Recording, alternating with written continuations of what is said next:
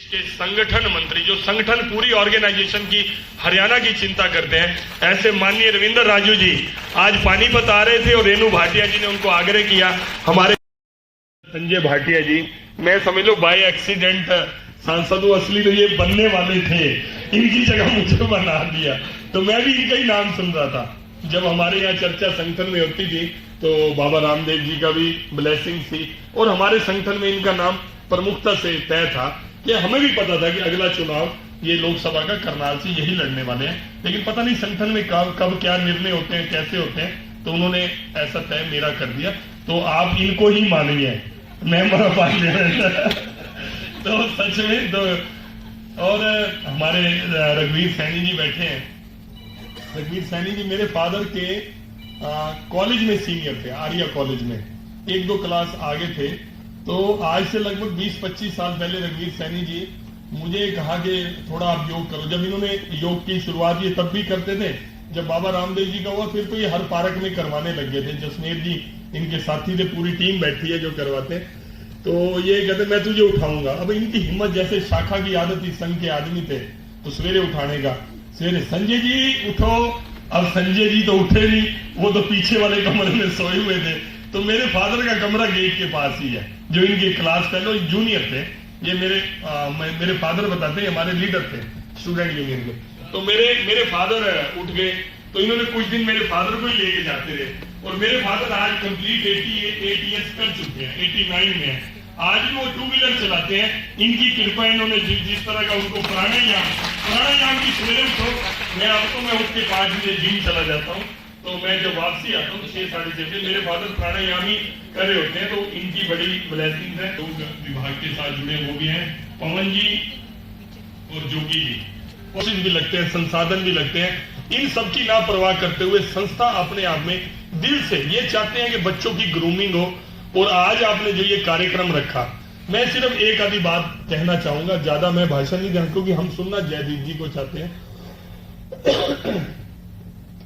पूरे विश्व के अंदर योगा कोई आज का कंसेप्ट नहीं है, पुराना ऋषि मुनियों के समय का। लेकिन आप देखिए कि हिंदुस्तान की जो भी क्वालिटीज थी, जो भी गुण थे, यहाँ की जो अचीवमेंट थी इस देश की, हिंदुस्तान की, क्योंकि हम 1000 साल गुलाम रहे, समय समय उनका राज रहा, चाहे अंग्रेजों का राज रहा, उन्होंने हमारी जो गुण थे।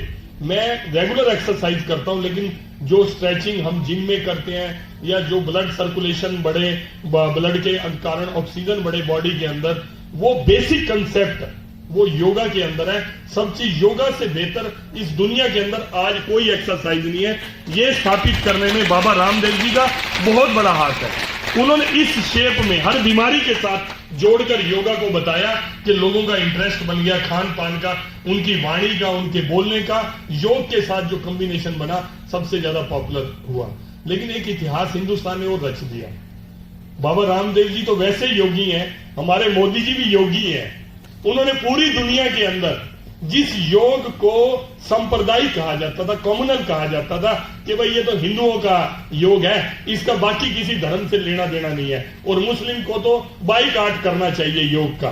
अब हेल्थ से जुड़ी हुई, स्वास्थ्य से जुड़ी हुई बात को अब किस तरह आपने क्रिटिसाइज कर दिया, किस तरह से आपने उसको धार्मिक रंग दे दिया। लेकिन उस मिथ को अगर किसी ने तोड़ा तो मोदी जी ने तोड़ा। और पूरी दुनिया के अंदर अगर कोई प्रस्ताव पास हुआ होगा तो सबसे ज्यादा कंट्रीज की वोटिंग योगा के लिए रही। ये भी इतिहास है, दुनिया के इतिहास में ये इतिहास है। आज जो योगा डे 21 में है, मुस्लिम कंट्रीज के अंदर भी बड़े शौक से उसको मनाया जाता है। अभी हमारे हिंदुस्तान के अपने भाइयों को थोड़ा समझने में टाइम लग रहा है, लेकिन दुनिया इसको मान चुकी है कि योग से बेस्ट स्वास्थ्य का कुछ भी नहीं है।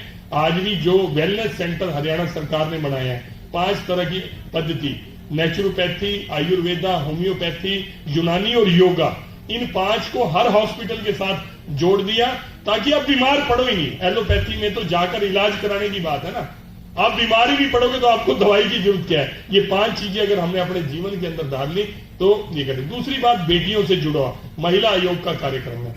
एक बात मैं और आपसे कहना चाहूंगा, करते हुए मैंने समय ज्यादा ले लिया, लेकिन मेरे मन के भाव बोलने से पहले इतने नहीं थे, लेकिन खड़े खड़े मेरे मन में भाव आ गए कि मोदी जी ने पानीपत से कार्यक्रम शुरू किया था, बेटी बचाओ बेटी पढ़ाओ।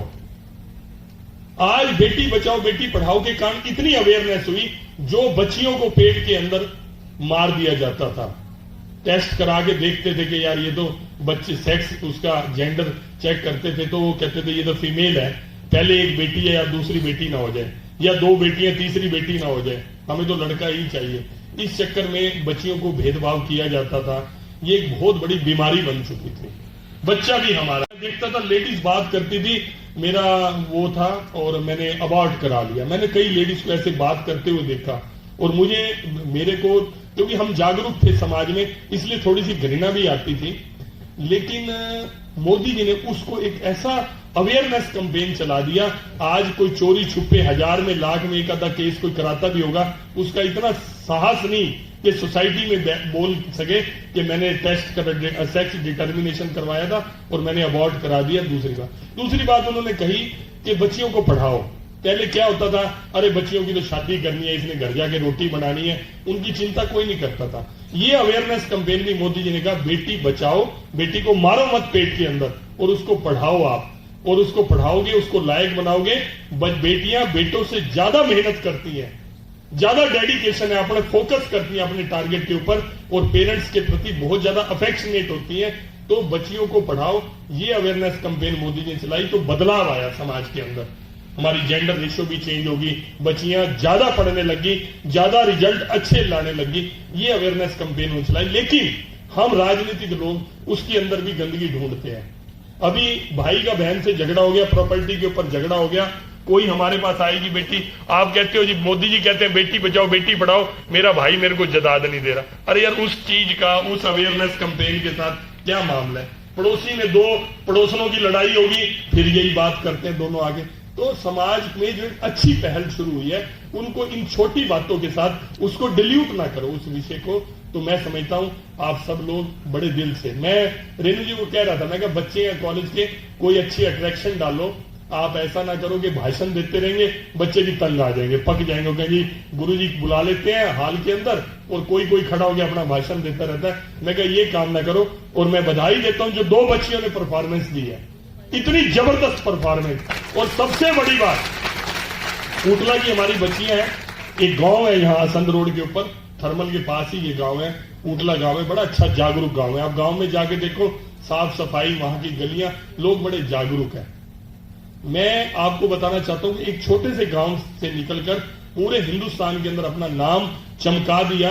तो जो बच्चियां, कई बार हम सोचते हैं जी हम साधारण परिवार से हैं, हमारा इतना पैसा नहीं है। अभी जो मैंने ये पढ़ा है, मुंशी प्रेमचंद जी को भी पढ़ा है और चाणक्य भी कह के गए हैं, छात्र को अगर अभाव मिलता है जीवन के अंदर, वो छात्र ज्यादा सफल होता है। जो मैंने पढ़ा है, बहुत ज्यादा आप सोचो, बहुत ज्यादा सुविधाएं बच्चों को आप दे देते हैं, स्टूडेंट्स को दे देते हैं, शायद वो इतनी मेहनत नहीं कर पाते जितना बच्चा है। तो आप बच्चियों के अंदर ये कॉम्प्लेक्स नहीं आना चाहिए। आप कुछ भी करने में संभव है, लेकिन आप एक जीवन में एक टारगेट बना लें जो आपको गाइड करने वाला, अच्छा गाइड करने वाला है, उसको आप सिलेक्ट कर लेंगे तो आप इतने सफल हो सकते हैं जिसकी कल्पना स्वयं आपने भी नहीं करी। तो मैं आज के दिन आपको बहुत साधुवाद, बधाई और धन्यवाद करता हूं कि आपने पानीपत को और खासतौर पे एसडी कॉलेज की पूरी मैनेजमेंट, पूरा स्टाफ, पूरे टीचर्स, पूरे स्टूडेंट्स जिन्होंने इस कार्यक्रम में पार्टिसिपेट करके इस कार्यक्रम को ही आपने सार्थक कर दिया। दिल की गहराइयों से जितने मेरे मंच पर मेहमान साथी आए हैं, सबका दिल की गहराइयों से धन्यवाद। और एक बार मैं चाहता हूं कि हमारा सौभाग्य है कि जयदीप जैसे, जिन्होंने पूरी दुनिया के विचारों को अपने अंदर समाहित किया है, ऐसे मुख्य वक्ता के विचार आज हम सबको सुनने के लिए मिलेंगे। बहुत बहुत धन्यवाद, नमस्कार। ये धरती, ये अंबर, ये दरिया, समंदर, ये